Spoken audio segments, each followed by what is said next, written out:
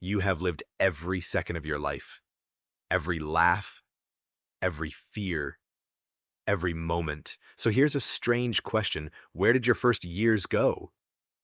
You learned to walk. You learned your parents' faces. You learned language. You experienced the world for the very first time.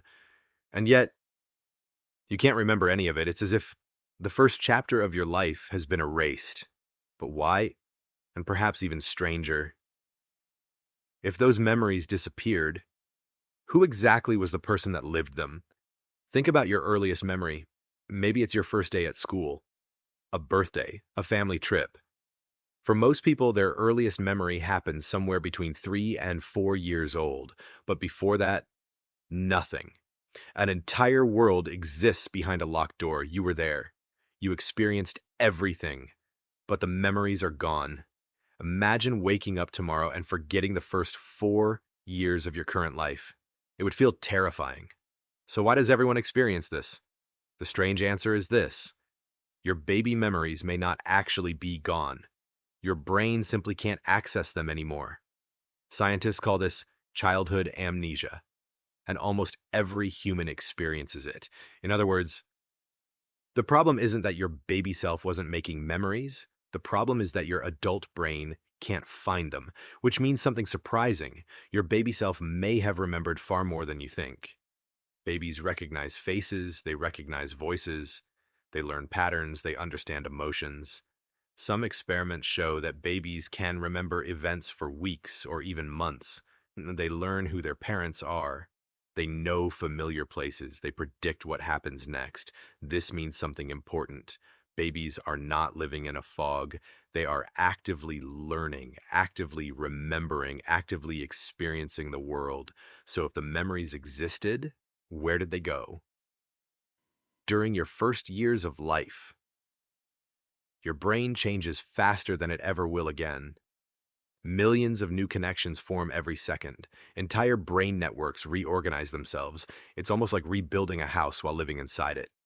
Some scientists believe these massive changes make early memories difficult to preserve. The brain that experienced those events no longer exists in the same form. In a way, your adult brain may be trying to read files created by an entirely different operating system. But here's where things become really strange.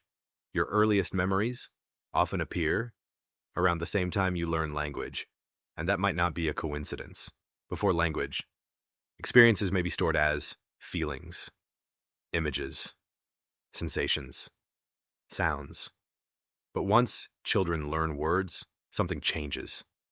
Experiences become stories. For the first time, I fell.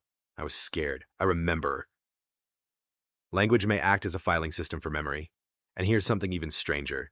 Your forgotten years still shape you. Your attachments, your fears, your personality, your emotional responses, your sense of safety.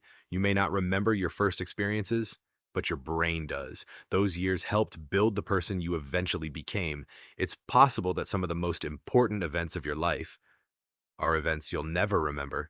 This creates a very uncomfortable question. If another version of you lived those first years, and you can't remember being that person, are you still the same person? Somewhere inside your brain was a child who saw the world for the first time, learned to trust, learned to fear, learned to love.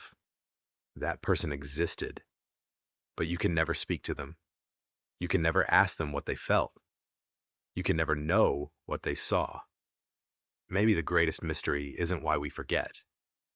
Maybe it's why we remember anything at all. Because memory isn't a recording, it's a reconstruction. Your brain is constantly rebuilding your past. And perhaps your earliest memories aren't missing.